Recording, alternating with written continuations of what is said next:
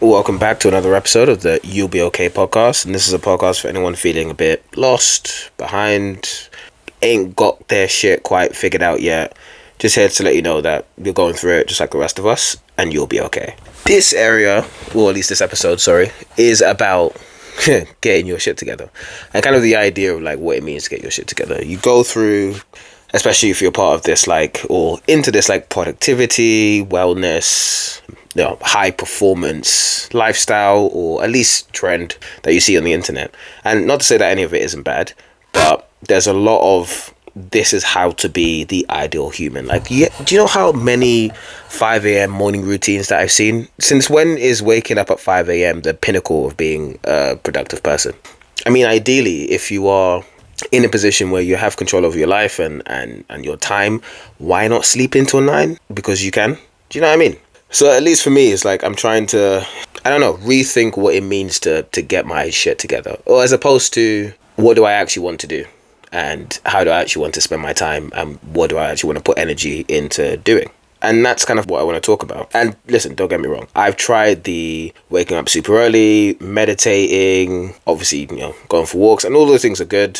The various types of shakes, the proteins, the creatines, all kinds of stuff, all the supplements. I haven't bought AG1 yet, but if you know, you know. I'm sure there's a lot of that going around. But yeah, the idea of getting your shit together and whatever that means to you, I'm sure you have an idea as to areas that you feel like you're maybe falling behind, or you want to be better at, or you think because you're not doing it, for example, taking a cold shower. I'm going to tell you right now, I have no intention of taking a cold shower. There's nothing appealing about it. The idea is it does something to your muscles and it helps with recovery, and it produces some sort of chemical in your brain to stimulate betterness. I don't know what it does, okay? But I'm not taking a cold shower because I don't want to.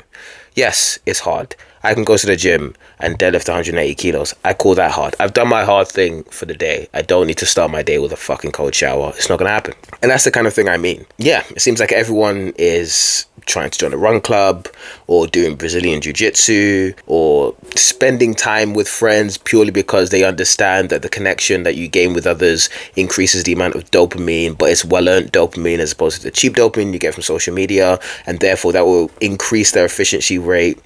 I think, who was it that Chris Williamson made a really good point about the productivity purgatory? I think that's what he called it. Productivity purgatory is when the things that you do to enjoy life and recharge are only done in order to facilitate your productivity when you stop doing them, right? So You don't go for a walk in nature because you want to enjoy your time in nature. You do it because you once listened to an Andrew Huberman podcast that said 15 minutes of sunlight in the eyes improves your dopaminergic response, which means that you can be 5% more productive that day, right? Productivity purgatory describes an environment in which nothing that you do is not for productivity. And it's dangerous, right? Yeah. And this is something, it's like, recharge is both a productivity strategy, but also a life piece of advice, right? You need to do things that are not just the thing that involves work. Yeah. Even if you absolutely love work, you can't keep doing it. Your work will benefit from this, but it can't be in service of the work, or else you end up in productivity purgatory. As opposed to just, what do I actually want to do? And it's an important question, and it can't be flippant. For example, you can't tell your boss to go fuck himself because you want to stay living in your house and pay your bills.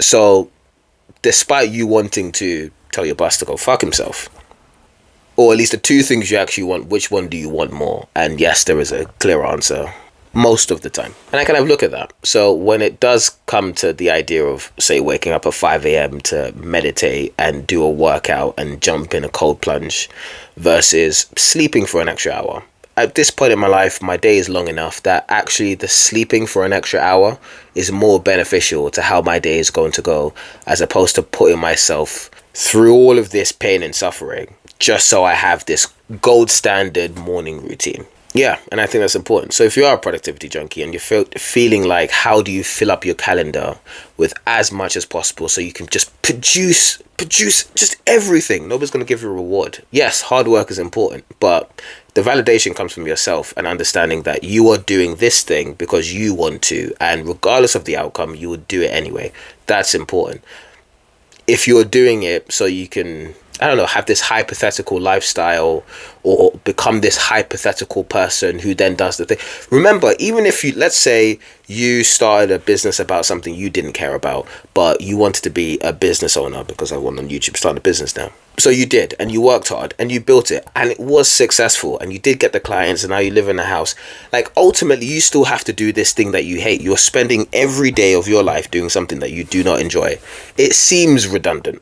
And that's how I'm kind of, thinking about it. Are you doing things because you think you should do them, or you feel like if you do them, it will give you the outcome that you want? Or are you doing them because you generally want to? I go to the gym. Yes, I like being strong. Muscles are great. Hey, healthy gains. But I go to the gym because I like lifting weights. I like lifting heavy shit. That's my thing. I don't know why. Prefer it over running. Now, if somebody said, oh, running's actually really good for cardiovascular health and it produces endorphins by the end of the run, and also you should be fit and be able to run as a man, and put all these caveats around why I should run, at the end of the day, I don't enjoy it. So if I was to take that on board, and let's say if I even got all the benefits, ultimately I would be forcing myself to do a physical activity that I do not enjoy, versus there are other ways of achieving that cardiovascular increase, or achieving a better cardiovascular system, or the endorphins, or whatever benefits you get from running without running. I can cycle, I can swim, I can do jiu-jitsu, I can do kickboxing, something that at some point, maybe next year, at some point I'm going to get back into it. I did it once, got an injury on the first day, didn't do it for 2 years. That injury lasted 10 months. But I think I've just now noticed that I don't feel it anymore. And even when it's cold, I think kind of still twinges a bit. But even with the injury and even how long it lasted, I knew at some point I'll go back and do it. And that's pain and suffering. But that's a pain and suffering that I want. I want to get good at it. I want to be able to kick somebody in the chest and like, Sparta! You know what I mean? So don't try to reach this ideal. There's always somebody doing something more efficiently. There's somebody saving more money. There's somebody in a nicer car, in a nicer house. There is, if external validation and accomplishments and possessions and the image, if an image of a human is what you're chasing, as opposed to you feeling your best and looking your best and working in a way that you feel like you're contributing, even if nobody else gives a shit. I mean, the number of people out here trying to live in a van. And I kind of wonder, is it because they generally want to live in a van, or is living in a van becoming trendy? Because I promise you 10 years ago, nobody wanted to live in a fucking van. And everyone's doing van conversions. So, I don't know. Live your life in the way you want. Live your life in the way that's comfortable. Understand what you want. And make no mistake, wanting anything requires a sacrifice somewhere else. If you do want to get in shape, it does mean that you can't also want to eat cookies every day. That being said, if you want to eat cookies every day, maybe don't eat cookies every day.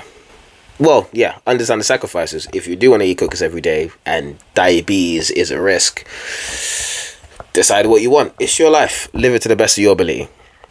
I'm not waking up at 5 a.m. I don't want to. I tried it for a while. There was a week at the beginning of the year where I was like, well, I've got so much to do now, so I need to fit in gym somewhere. So I'm going to put it in the morning. I lasted 4